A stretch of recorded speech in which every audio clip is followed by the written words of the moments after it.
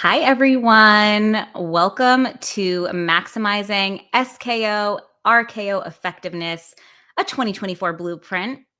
My name is Camille Whitestern. I have the privilege of running experiential marketing here at Splash, and I am absolutely thrilled to welcome you to today's virtual discussion. So, my guest today, who will be joining us in a few minutes, is Kate Hutchinson, who is the Director of Product Marketing at Guru. Prior to running the product marketing show at Guru, Kate led the marketing function at Feedback Loop and has held other marketing positions at B2B SaaS companies. She has ample experience in activating digital transformation in regulated environments and loves developing agile workflows in distributed workplaces. She is an absolute wealth of knowledge, and she has graciously lent herself to all of us today to discuss how to maximize your sales kickoff and revenue kickoff, and how to create and actually sustain that team alignment throughout the year. So, we're planning to cover a ton of ground today, from understanding the value of revenue team alignment in the first place to the specific building blocks needed to craft effective SKO and RKO events, and even impactful strategies for continuous alignment throughout the year. Okay, so before we dive in really quick, let's just run through a few housekeeping items before we get to the good stuff, especially because I'm pretty sure we have some first timers in the audience today. So if that is you, welcome. I'm so happy you decided to join us. So if you don't know, at Splash, we support marketers across the globe from the world's leading brands in their efforts to unlock event-led growth. And we're doing that by providing a tool that helps you simplify your processes, amplify your brand, and measure your results in order to grow your business through everyday events at scale, whether they're in person, online, or hybrid. And if this isn't your first Splash webinar rodeo, then you know Splash completely powers the entire end-to-end attendee journey for today's event. This means the registration page that you RSVP'd on, all of the pre-event reminder emails you received, and this virtual experience right now in Splash Studio are all a part of Splash's all-in-one event marketing platform. So you can basically think of this as a real-time Splash Studio demo, if you will.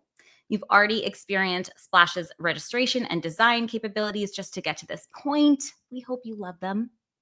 And once this live event concludes, we will leverage Splash to host this event on demand. And that means whether an attendee joins us live or not, they'll get access to that on-demand recording immediately after the event, which is so awesome. So if you're interested in learning more about the Splash platform, feel free to sign up for a one-on-one demo with our team, or you can join a biweekly Meet Splash. It's a 30-minute product overview event. Yes, it is also hosted in Splash. Or you can sign up for a free account and test the waters for yourself. Okay, now that you know a little bit about Splash, I just want to make sure that we properly orient you to all of the interactive tools in Splash Studio that we'll be using today. So on the right side of your screen, you'll probably notice we've got our chat, Q&A, polls. We already have a poll launched, so go ahead and vote on that. And you'll see a few more sprinkled in throughout the agenda and discussion. Be on the lookout for those. These polls are just a great way to drive our conversation and are an awesome way for us to gauge what you're actually thinking and feeling. So if you have questions for us related to what we're covering, please feel free to submit them through the Q&A tab, and other attendees can upvote questions they're interested in hearing the answer to as well. And I promise we will try to leave plenty of time for Q&A after the main discussion. But in the event that you drop a question in the chat or Q&A tab and we do run out of time, fret not, don't stress, I promise. We will answer your questions. Just be sure to join our Slack community and we'll follow up with you there. Okay, let's not forget about our event chat though. You'll see we've got a pinned message in there for you already. We'll be dropping and pinning other messages throughout today. Let's go ahead and get our chat on fire. I'll give you an easy prompt. It is October. we're nearing the end of October, so you might guess what the theme is. I'm so curious. What are you going to be for Halloween? And if you're not sure yet, if you're undecided as I am, what's your favorite Halloween candy? Uh, let's see. What do we got in the chat here?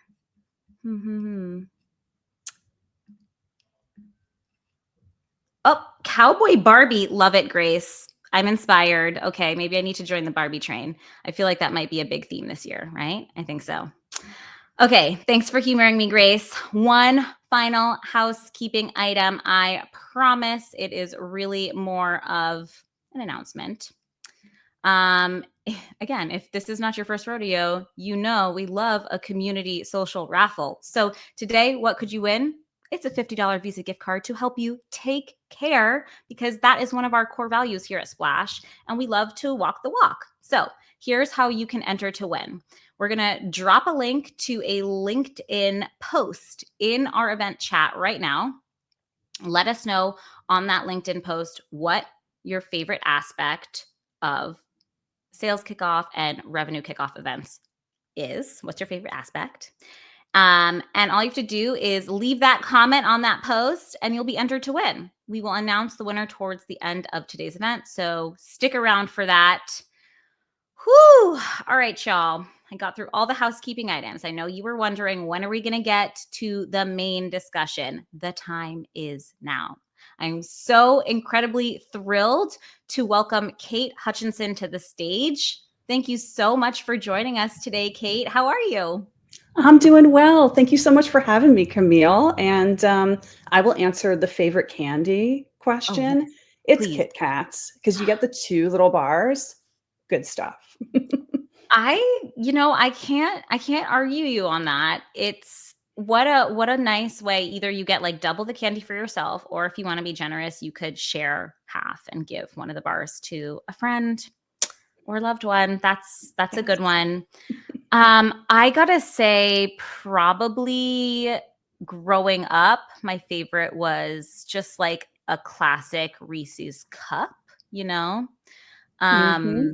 But again, I love the duo pack in that. So, sometimes you get two. It's great.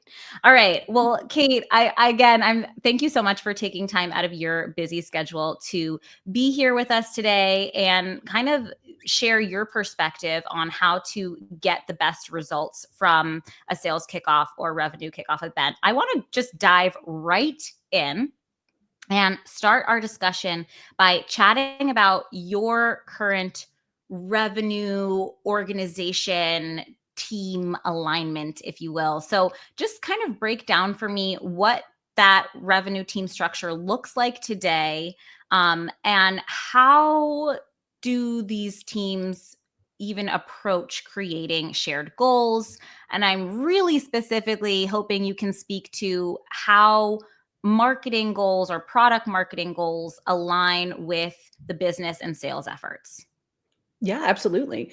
So just to zoom way out and kind of define the role of product marketing a little bit, because I think it can look a lot of different ways depending on the organization. PMM is kind of if you think of it as an index between product and marketing, at any given time, a product marketer can be somewhere along that axis. And I think right now at Guru, the way that we're structured is product marketing is actually part of our product org.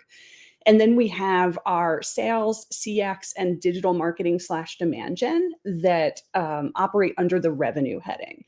So I think you have to think radically cross-functional when you're a PMM in this universe, because you're the unique expert on how people are using the solution, on how we're designing the solution, on the roadmap, on all those things. And like, how do you create that very intentional connectivity with the revenue org? Because right now, product marketing, our goals ladder up into product.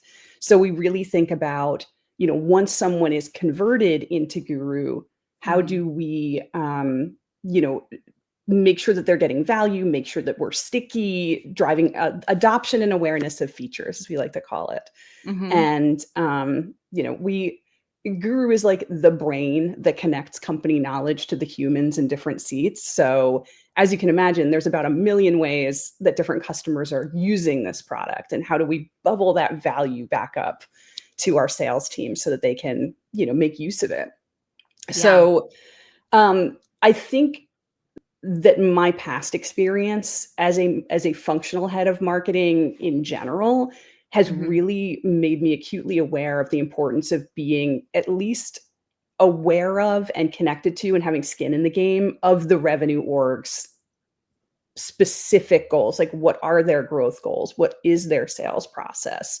What are they Mhm. trying to move the needle on? Because if you're not Mhm. aware of the ARR and, all these sort of alphabet soups of sales, you're not setting them up for success, right? You're not able to turn your product expertise into something that's then actionable by a Mm. sales team. Yeah. Yeah. I think that I love how you're kind of describing the current structure and your perspective on how, the marketing goals or your product marketing goals influence the revenue team's ability to hit their goals is what I'm basically hearing. And, you know, and I'm also hearing you say, like, and we even in when we were talking leading up to this discussion, your the adoption, the stickiness, those kind of product marketing, product related goals. At the end of the day, they're still to me. Tell me if you see it differently. They're still going to impact revenue. I mean, I think you just articulated why and how. But revenue, I think, especially in today's landscape in the B2B SaaS particularly that landscape, everyone has I feel like been talking about on the revenue side that net new is so challenging, right? And getting those net new logos, especially in an economy where a lot of companies had budget cuts and or layoffs, right? Like, net new is challenging, but your retention and expansion dollars are just as important to ARR, right? And so I think what I just love the way you broke it down. I really see how you fit the puzzle pieces together. It makes sense to me. At the end of the day, it's all impacting ARR revenue, but the work that your specific product marketing goals might be, kind of that post conversion. I guess, like, and another point that you said that really has resonated with me so far is just the importance of true cross-functional work that needs to be done here, which for me begs the question, because I'm like, that cross-functional work is challenging. Aligning all of these different departmental goals to the top company level goals is challenging. From your experience, what have you seen some of those bigger challenges when establishing these shared goals, shared KPIs, and how have you kind of worked to solve some of those challenges? It's a great question because I think a few things can happen with KPIs. Number one, they have to be complementary to each other, right? You can't have, let's say, a product org that's solely focused on retention and expansion motion when you have a sales org that's solely focused on net new logo acquisition. It's like, okay, how do we figure out how we can kind of make that delta not so wide? And so Yeah. we're all working towards that shared goal. I think there needs to also be a balance between, like, aligning around shared KPIs and Mhm. focus. Because I've worked as a functional leader in marketing where our goals were sales goals. So, in other words, we were tied to ARR. Mhm. We did not ladder up. We couldn't just say, like, here's your MQLs that we've defined and we're doing great. We kind of had to show that, like, there was connectivity to the actual ability to close, ability to move deals forward, all of that good jazz that keeps the lights on. Mhm. So you need to be mindful when assigning KPIs that, like, number one, they're close to the people who are actually close to the problem, right? Close to the problem and solution, but also that they are eh, understandable enough cross-functionally so that a member of our product org, technically, can look at sales and go, like, okay, I get that, I understand that, and I understand how my actions and efforts might influence that goal. I also think there's an aspect of you want your goals to be inspiring. You want people to look at them and be like, heck yeah, that's going to Mm. grow my company. And as a result, that's going to grow my career and grow me as a human being and a professional, versus being intimidating. Stories from the before the flood passed, I, like many people on this call, probably I worked in retail shops, and we would have goals and we would look at them and we'd go, that is adorable. There is no universe in which we are going to grow our same store sales 100% without you making a meaningful investment in doing that. Mhm.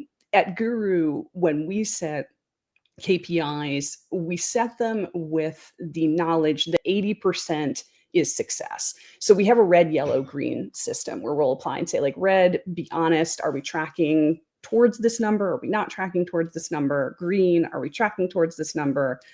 It makes people feel better about like what success actually is. And it also holds up that like A plus for when we want to overachieve and like really drive forward. Because I feel like that's sort of a recipe for growth. And also, you talked about company values. I think company values play an important role when goal setting. So for us, one of our core values at Guru is this idea of seek and share knowledge. It ladders up into our product philosophy. It Mhm. ladders up into the way that we talk about our goals and our progress Mhm. towards our goals. And it also lets us be candid by showing the receipts and saying like, hey, this is how we're tracking to this goal. Do we need to revisit? Do we need to think differently next quarter? And if you were to go into the secret brain of Guru and see what our goal setting looked like quarter over quarter, you would see shifts in how we even define what a goal is, and Mm. shifts and a willingness to kind of learn and grow and figure out like, okay, what are the things that are going to optimize cross-functional collaboration, optimize different brains coming together. So it's not always just that board level like readout. There can be things as simple like a team might have like deliver this project, Yeah. deliver this project. And that for that specific team, that would be the success. Mhm. I love how you're talking about, one, a shared understanding and or definition of success, what that looks like. Um, two, the shared language around KPIs, right? So that there's that deeper level of understanding of significance when you look at another department's maybe deliverable or OKR or what objective that that they are going to be owning and executing and saying, as you said, right? Oh, wow, I'm excited about that. I see how that's going to help our business grow or help my team do X, Y, or Z, whether, especially as, we're marketers. Most of the people in our audience today are marketers. And so we're probably thinking about how can we help our counterparts in sales and customer success achieve their goals, hit their quotas or exceed their quotas, win more business for the company. Um, how I'm just curious, like, do you have a starting piece of advice for like how do you establish the shared language? To me, I would think like, well, an SKO event or an RKO event is a great place to, or a great moment to kind of like seize an opportunity to educate around a shared language. But how do you, yeah, how have you seen that done successfully? I love this question. I'm a language person. My happy place is writing and reading and understanding. Yeah. And I'm sure there are people in the audience who feel the same way. So great question. I think the number one thing you have to do before you start establishing anything is you need to build trust. You need to make sure that like number one, you are helping in the way that help is being asked for. Like you are actually taking the Mm. time to listen and empathize and understand where the miscommunication could be taking place, because we miscommunicate every day. We're human. We can't help Right. it. Right. I think taking the time to I wish I knew where this statistic came from, but there's one we use on our team all the time, which is like, you have to say something 7 times for it to Right. sink in. And I've heard different numbers of times, but essentially you have to over communicate. You have to over define. Um, eh, People, as a leader, you know things that your team does not know, and you have a lived experience that your team does not have. So part of your responsibility is taking the time, taking a breath, saying like, we know what this hand wavy idea of an MQL is. Okay. Like sure, it's a marketing qualified lead. Everyone knows that. Okay. What Mhm. does that mean? Like, what are the steps that someone has to pass through to get there? And lay that out, make sure visuals help, Yep. funnels help, like all Mhm. these things that we kind of take for granted. I think taking the time and spelling them out, especially to someone new to the company, is really, really important because they may have an idea of what this is and be head nodding to you. Yep. Yep. I know what a lead is. Yep. I know what a qualified opportunity is. I know what all these things are. And Mhm. they are dealing with a playbook that is so wildly different from the one that's in your head that just taking the time, document it and document it somewhere where it's like signed off on, like the word approved or final or, official Q4 2024 should like appear somewhere on Yeah. that document. Yeah. Love that. Thank you for like getting into the weeds there. I just think it's helpful to like, you know, really unpack, well, how do we do these things? We're talking about, okay, we need shared language. How do we accomplish that? How do we get started with that? So thank you. Um my, I guess my next question is a little you mentioned the funnel, right? So I'm big on funnels and I think it's important to think about how I kind of mentioned this in some ways, but like I want to speak to how right now we know this. The buying journey has changed so dramatically over the last, call it, 3 to 5 years especially. And so I feel like there's been just such a strong need for continuous education and enablement for go to market teams, right? To make sure that we are meeting our buyers where and how they want to be met, and we're serving them the content and or the experiences that they want to receive when they want to receive them. Forrester has put out a report even, earlier this year, I believe, or maybe it was late last year, that there are now over or minimum of 27 touch points in the customer or buyer journey today. And so I'm just curious from your perspective as we go into 2024, how are you thinking about,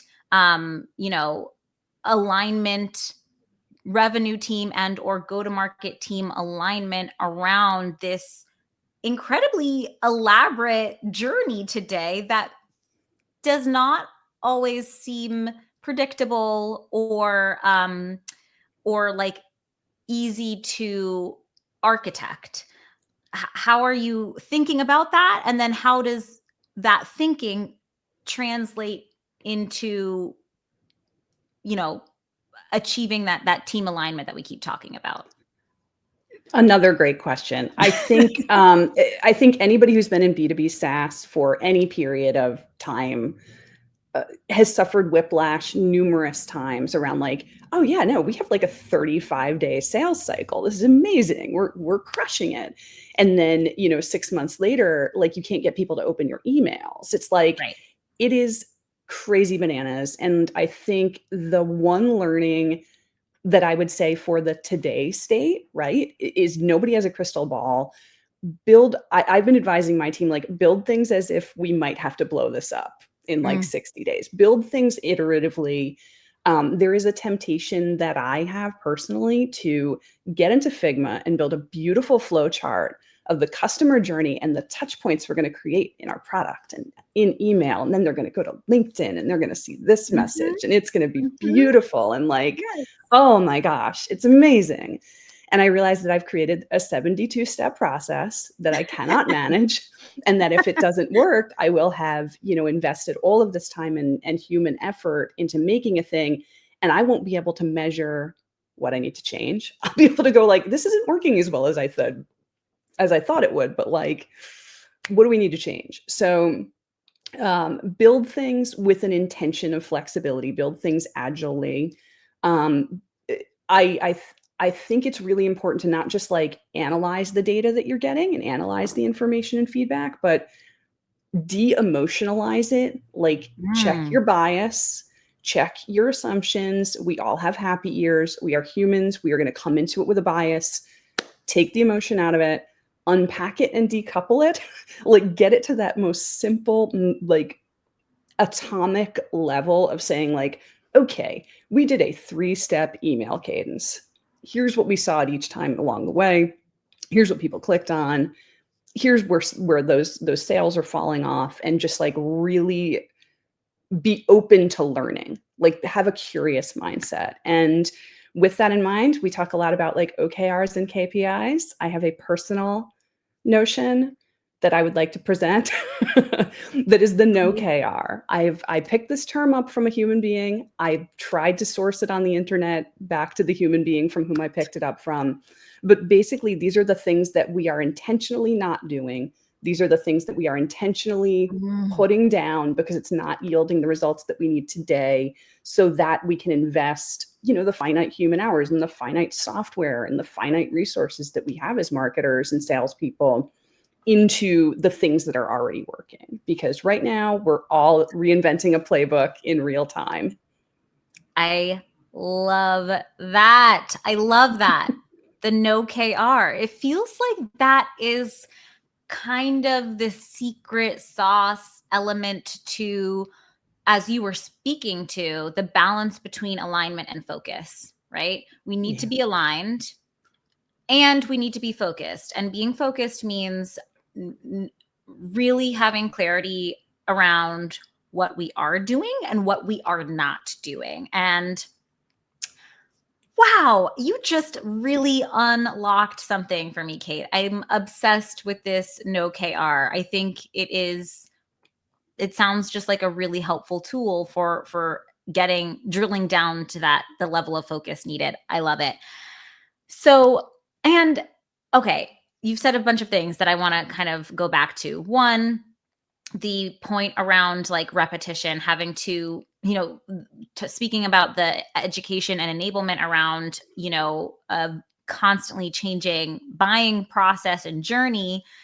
I My mind goes to, okay, so if we need at least 7 or more kind of opportunities to get in front of our, revenue teams or go to market teams and make sure we're drilling in the, same messages and using the same language, RKO, SKO, I feel like there's even more importance on that because you have, in theory, one or a couple of days, right? Which is like, maybe you're going to deliver that message one or two times. But then I'm thinking beyond the sales kickoff and revenue kickoff, and now I'm thinking like a programmatic marketer, event marketer, because this is how I never think in like one-off events. I'm like, really anti one-off events. I think in like event programs. So I'm like, okay, your SKO RKO is basically like your big flagship or tentpole internal event. And then you need these other smaller repeatable events in between throughout the year to carry on the messaging and the training and the enablement. And okay, sorry, you're just really like the wheels are turning this morning. I want to get into more of the like, uh, because I think what a lot of what you're sharing is helping me think about how can Splash design our revenue kickoff for 2024 in the best way, taking all of these things, all of these kind of like pro tips that you've been sharing so far. So, I want to get into like, let's stay here. Let's stay in this space of like prepping for revenue and sales kickoffs. So, we know that We've been talking a lot about alignment and how crucial that is to being able to see the results post SKO and RKO that you want to see, right? Can we just deep dive into the essential pieces of pulling together a really transformative SKO or RKO event? And specifically, I'm wondering, like what are you how do you think about setting goals for that particular event, right? And what are some of the, yeah, how are you setting goals for the event, and then what are you doing pre SKO and RKO to make sure that you are achieving those goals? First of all, Camille, I really appreciate that you look at the SKO, RKO as being like just one touch point of many. I think that's just that mindset, like setting out from there is super important because to your point that you've already made, like there's only so much you can do in 2 days, you know? And I really, when I think of goals for an SKO, like they can't be the altitude of like drive ARR. It's like, well, yes, we know Right. that. Like this is naturally everything we do should ladder up. But like, what are the specific strategic focus points that we want to focus our team on in a couple ways? Number one, they're going to be cross-functionally there, right? CX, sales, sales engineering, these are all complementary roles. These are all different roles that deal with different aspects of our customer and prospect base at very different points in their journey. So Hmm. how can we optimize for them learning from each other? Because they will have many like sort of intra-team meetings over the course of the year. Right. So if we unpack that, we go like, okay, what is the thing we want this cross-functional group of humans to do differently tomorrow coming out of SKO than yesterday pre-SKO? Hmm. And once you align around like the thing you want to have be different, whether it's as simple, I mean, I've run SKOs where the theme is like, hey, guess what? We're getting a new CRM. I've Yeah. also run SKOs that have been really, really focused on discovery. I think discovery is something that I think is super important to me as a buyer of solutions and software. And I think that like empathy building is a really, really important part of that sales process. I've also run SKOs that are like, hey, we're pivoting the product and like, here's what you need to know about the product. But really being able to high five with every functional leader, marketing, sales, CX, your C suite on saying like, this is the outcome we're looking to drive. That makes the goal setting really easy. And it makes the content really easy because you're like, well, as a marketer, I think this way. I have this touch point. What do I want this human to do with this touch point, right? I have this email. Do I want them to book a demo? Do I want them to like download a white paper, attend an event? Like we kind of need to look at the SKO functioning the same way. We've already talked a lot about how marketing and sales don't think the same way. I think as a marketer walking into the planning process for an SKO, RKO, we have a saying in the product world, you are not your user. Like you have to kind of take an emotional and ego step back and say, the sales team is my customer today. How can I make my customer's life better? Um, the leadership has to make complex things into simple things. You work together as a functional leadership team to like digest and put these ideas forward. And I think one of the pieces that we might not talk enough about is, hey, we've all been in the meeting where the sales leader and the marketing functional leader are saying, but I'm handing you all these leads. Your team isn't following up on them. And the sales leader says, your leads are junk. Like these conversations will happen. It's real talk, it's business. That needs to end at the boardroom. And when you come into the SKO, RKO, you need to find like a shared place where, I mean, I would advise having it be as literal sometimes as like having the different leaders sit on stage together on stools and do an AMA together, but like have each other's backs. And I think that makes driving that singular atomic outcome so much easier because you're all saying the same thing in different ways.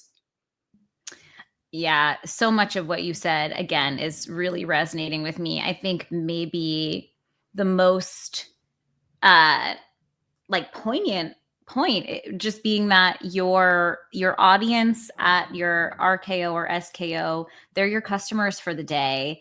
And so thinking about, as you said, even when you're setting the goals, what action, like if you as a B2B event marketer and you think about the action you hope your event attendees take post event, this is the same, mental exercise you would need to do for your revenue or sales kickoff event.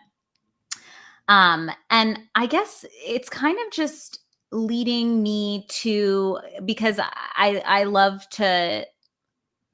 everything that you're saying. And so now I'm like, okay, let's like get into the tactics. You shared the one idea of, maybe it's a panel of your revenue leaders all doing an AMA together. What are some other ideas or suggestions that you have, just like specific tactics that revenue team leaders or folks who are planning their RKO or SKO can do to ensure that their events are structured to foster that alignment and to meet those goals that we just discussed? I like to think of starting SKO like at least a week before SKO. So the degree to which you can kind of prime people to be ready for the type of content that they're going to be experiencing on site, I think the better. So I'm a big fan of pre-reads in any way. I think it Mm. also I like the idea of an asynchronous pre-read or pre-watch. We use Loom at Guru a lot. The thing I like about it is it treats your team like adults. They can consume it on their time. It empowers them not to sit through another session of talking heads. Mm. Makes everybody happy. I also like to do a survey just to gauge expectations and like I guess what people are thinking about. And maybe this goes back more to the content stage, but again, making your revenue team recognize that like they have skin in the game and it's not just their management team and their functional leaders who are determining these things. It's really being done for them. And I'll also sometimes do a quiz just to set a baseline. As a product marketer, I like to know where I need to dig in deeper and what people already know about the product. I don't want to waste anybody's time. So help me help you to learn about the product and get the mastery that's going to make you feel confident. Um, I think you also need to just prioritize the heck out of the cross-functional sharing, right? I have seen amazing aha moments happen when a CX expert gets in with like a new logo account executive and that account executive just recognizes something that's like either, oh my gosh, this is a potential friction point that I can avoid in the future during my sales process, or like an amazing customer story that they can take forward and just add that level of subject matter expertise to their conversations.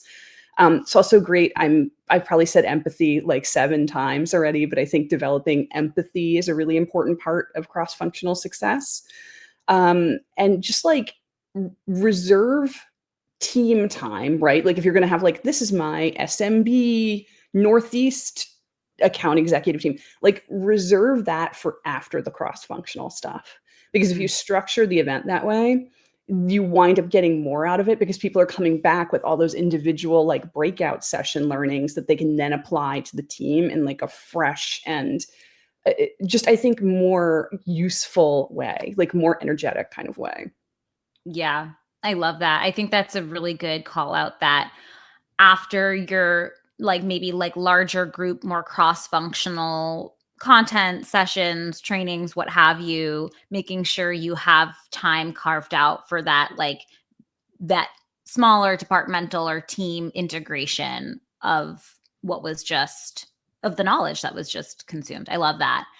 Um, I am also obsessed with the concept of that the SKO or RKO starts before it technically starts. It's another concept I think just applies to event marketing in general.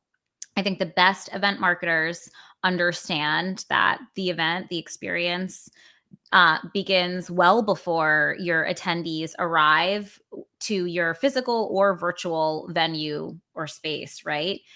From that first invitation to, or like the first mention of the event or experience, even your RKO or SKO, to the pre-read or the pre-work that maybe you could make part of the experience.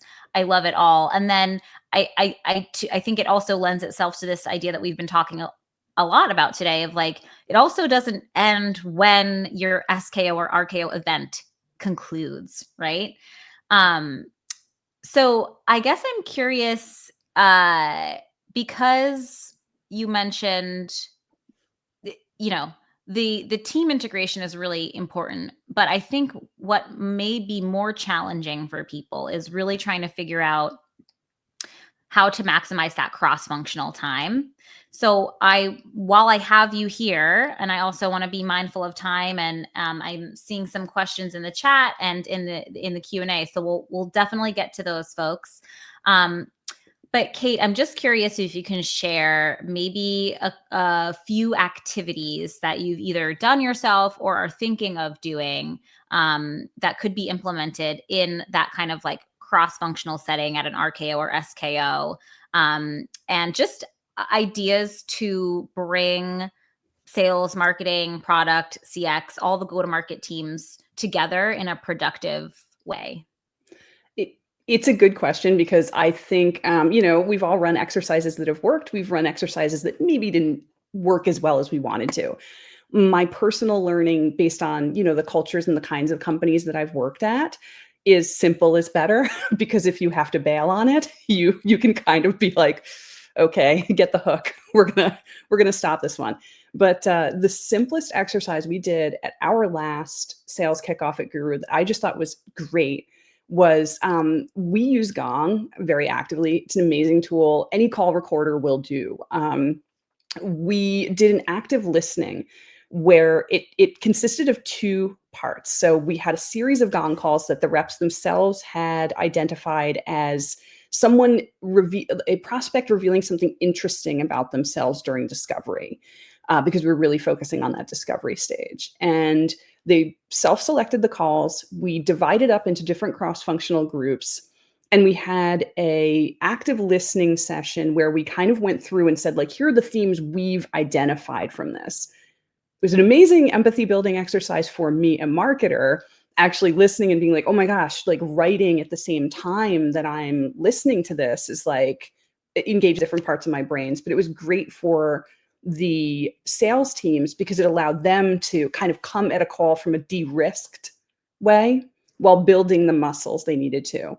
So we did the group call, and then we did like a speed round where we had another set of calls, and we all had to go to a whiteboard and write down in real time what we were hearing and listening to and pull out those themes.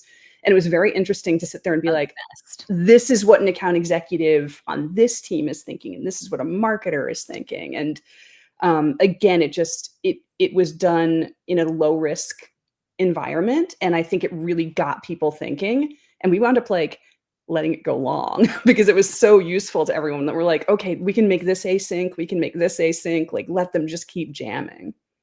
I love that.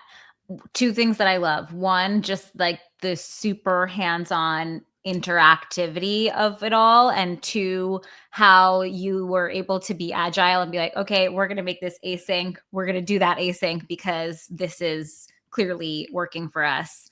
I love that. Okay, so then my next question related to this, if you had to just kind of summarize a few best practices for organizations to consider as they're planning their sales kickoff and or revenue kickoff events, what would those kind of general best practices be? And do you have any specific thoughts around like the things to definitely avoid or things to not do?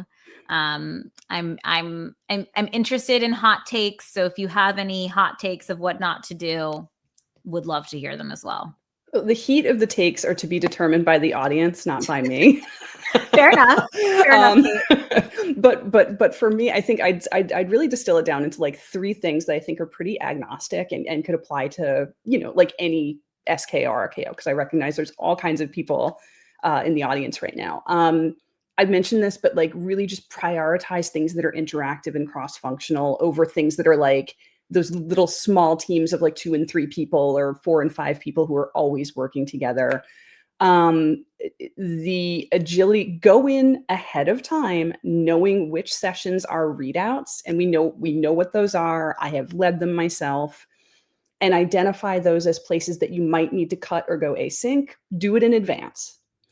And something that I haven't mentioned, but that I think is very important, is give voices to people at all levels. Don't just let it be, the VP and director and above, or C-suite and above, just giving readout after readout. Like, let people give recognition, make opportunities to give recognition to peers. So like, if you have a kick butt sales engineer, let her get up and do the demo session. You have somebody who's a discovery master, like let him co-lead the discovery session. These are all opportunities for people to grow their careers and grow their confidence when presenting. So I just like to reserve time for that. You've really been providing so many helpful tips and suggestions, Kate. I think the inviting other people from all levels is a really important one. Again, it's so funny because, I mean, no surprise, like you're a marketer, so you just think like a marketer. But even, when I think about, like, again, general event marketing best practices, inviting at least some of your attendees to help co-create the content, help co-create and or execute and or co-host these experiences at your events is a really impactful way to not only make sure that like you have the right kind of representation on your SKO or RKO event planning committee, but also, like you said, to make sure that people in the organization are getting the kind of like recognition that they deserve and are getting career opportunities. It is absolutely a career boosting opportunity to get to speak in front of a group of people, whether that's an internal audience or an external audience. So, and I love that you said that from the beginning, how like all of this work can not only help businesses grow, but it can help, like, it actually impacts people's lives and their careers. And I just love that mindset that you bring to this. So then, just because I really want to ask you this one question, because I've been talking about it, like, like, all right, we talked about like pre-SKO and RKO. We talked about how to kind of maximize your time at the event. We've got to talk about post-event because, as an event marketer, we know that the post-event period is equally as important as everything pre and during. So looking past RKO, SKO, what are your thoughts on the best ways to ensure that team alignment is sustained with like high levels of momentum throughout the year? Like, how do you kind of reinforce what you're talking about at RKO and SKO after the fact? I think it takes intentionality. You said yourself that I don't like to see events as one and done, right? It's not like we check the Right. box and we're like, everybody is trained. Like, it's got to be an ongoing thing. So I think especially as a leader, being very intentional in revisiting the themes to the point where people will get annoyed with you, that's kind of the way to go. Like, when I used to run my marketing check-ins or marketing readouts, it would start with the same slide. We had like one slide that was sort of like our alignment of like, this is our year. Mm-hmm. And I think if you do that for each team, that really helps. When something changes, I work in B2B SaaS technology. Something is always changing. If Yes. we waited, even if we had a quarterly sales kickoff, if we invested in that, things would be changing so rapidly within that 90-day period that waiting would be insane. Mm. Be transparent with your teams when things change, and literally state in the most explicit way, like, we were doing this yesterday, we are changing to this today. And like, don't think people are going to pick up on the thread. They're not. Like, be ultra transparent. Also, just like, don't be a stranger. Cross-functional work can't happen when we just come together to like design a sales kickoff together. Yeah. Like, make room for different leaders and different people from different teams to like join the Slack channel, Mhm. come to the meeting, like do all these little moments so that you're just almost like through osmosis, like you're learning from your colleagues and also Mhm. you are creating like a positive feedback loop where your own knowledge is then entering the chat because you don't want to be absent from it and come in 90 days later when you're planning for your next SKO and go like, what happened Yeah. here? Yeah. No, you don't. Especially because listen, we are investing quite a bit. Most of us are investing quite a bit into these RKOs and SKOs. Money, time, other resources. So, yeah, you don't want to invest all of that and then have not much to show for it. Okay, two more questions for you, and then we'll get to our audience submitted questions. Um, just because this was one of the challenges that folks actually submitted when they were registering for this event, we've got to ask about kind of the best, most effective methods of communication because kind of communicating around RKOs and SKOs has been, like I said, a shared challenge that a lot of our attendees surfaced to us. So, what have you found that's worked really well, or what's totally flopped? Also interested in the flops so that we can avoid those, and any specific tools that you use, and like how you use those tools to keep all of your go-to-market revenue teams aligned throughout the year after SKO or RKO. Yeah, I think being dead honest, you have to read the room of the culture of your organization. For me, I have found email to be just too easy to miss, overlook, or ignore, especially for sales reps, because the email from Kate Hutchinson, director of product marketing, is not a priority compared to the email from the person who is maybe the director of product marketing who has a checkbook and would like to sign a deal. Yeah. I recognize this. So I think creating other channels where you can just continuously be like reinforcing, like maybe there's a countdown that you have, like if you Mhm. have a homepage like that you have people go to, or like a CRM, like a countdown to sales kickoff, right? Slack is fabulous. Like I have a pre-Slack career and a post-Slack career, and it's like a Oh, game changer. So, okay. yeah, I would say use the heck out of it. Again, over communication is key for sales kickoff. And just like I personally need a source of truth. It can look different at other companies. Guru, we are power users of Guru. So we use the software to just Naturally. like have people follow a card. Like we put together a piece of content, follow it. You'll get Slack notifications when it gets updated. It's approved. Like just make sure that you have that thing that people can go back to because they're not going to go back to their emails. Searching Mhm. Slack can be like a nightmare. So just give them like a place to go.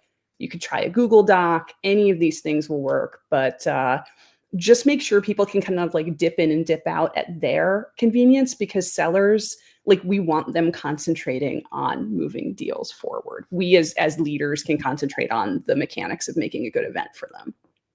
100%. Couldn't agree more.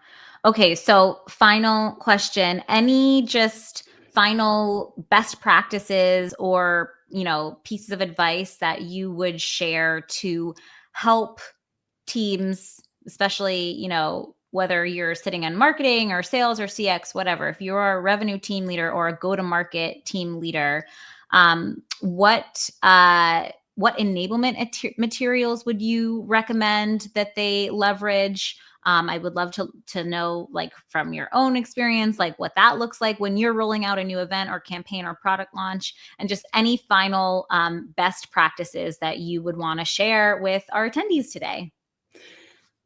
Yes. Well, I have a million things I could say, but I'm going to try to keep it precise. Okay. So, one of the things that I found has worked well at Guru is we have a digital first asynchronous culture. We have people in all different time zones. We have nomadic people who will be like, I'm on East Coast hours and I'm on West Coast hours. And Mhm. it is the reality of the way we work. Really leaning into that and owning the fact that like not everybody is gonna look at your thing at 9 o'clock Eastern time, like making the material available for people so they can dip in and out.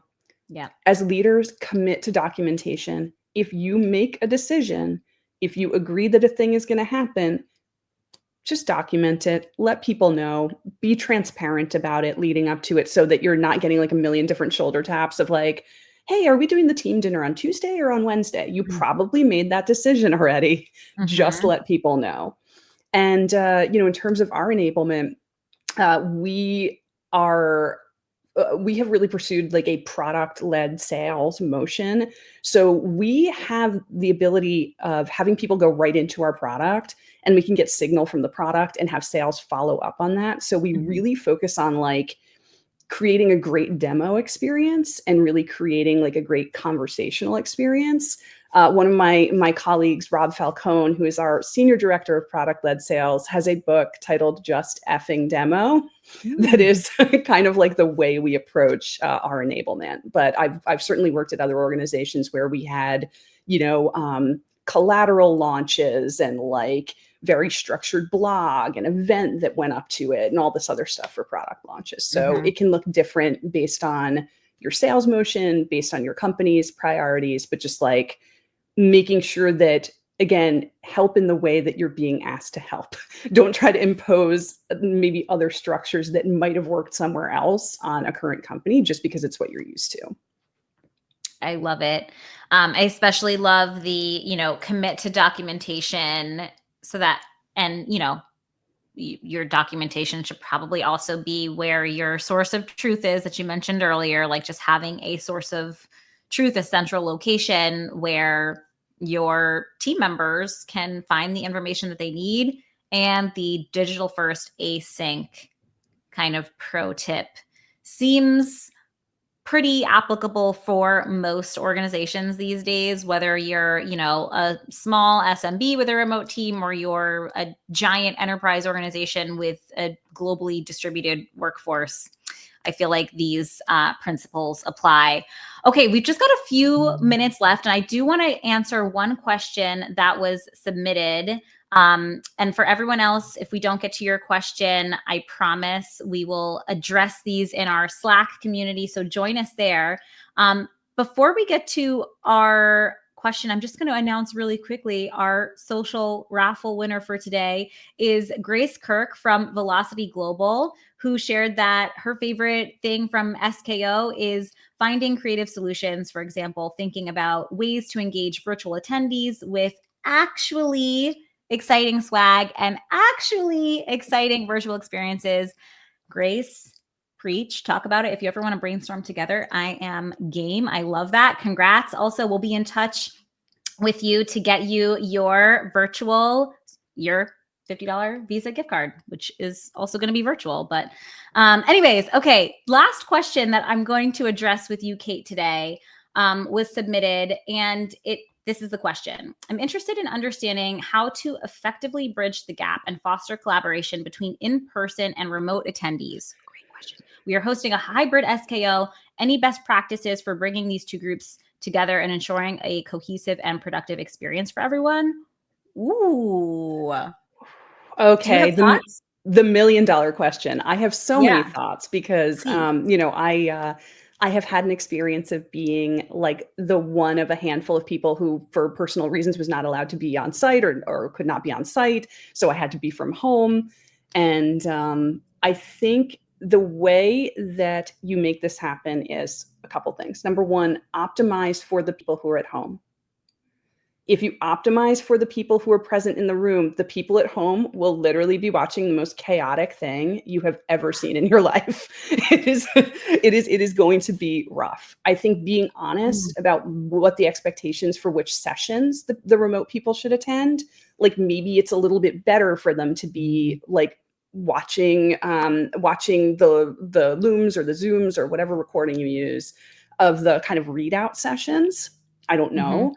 I think there should be, if you're doing breakout rooms, make the breakout rooms so that like people in person are in person and people at home are at home, because I've tried to do it both ways because I'm always thinking like, okay, what's the most inclusive thing I can do? The most inclusive thing I can do is have a mixture of people in different areas. Well, the reality is the person is looking like the Wizard of Oz on the screen, watching a whole bunch of people have a conversation while trying to listen in on like a speaker pod. So Yeah. it's a challenge. I'm not sure anybody's worked it out quite right. And I think we're going to be continuing. This feels like the new normal where we're going to be continuing to try to figure this stuff out.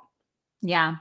Um, I am definitely going to give some more thought to this question. We're at time, so I just want to acknowledge it was a great question. We should continue this discussion in our Slack community because I have some more thoughts to add. But we are at time, folks. So I just want to say, Kate, thank you so much for joining me today. Again, your insights were truly invaluable, and I am personally super eager to share a lot of these takeaways with my fellow revenue team leaders here at Splash. And folks in the audience, thank you so much for joining us for this discussion. On behalf of the entire Splash team, I want to thank you for taking time out of your day to learn with us. We love to create experiences for marketing and event professionals like you. So if you found today's discussion valuable, please let us know. We just dropped a link to a feedback survey in the event chat. And save the date for our next virtual discussion on November 14th. We'll be hosting another riveting conversation focused on crafting an event-led growth playbook. You won't want to miss it. RSVP using the link we just dropped in the chat. And last but not least, as I mentioned earlier, if you're interested in learning more about how Splash can help you unlock event-led growth, reach out to us. You can join our Meet Splash event or book a one-on-one demo with us, and we'd love to show you more.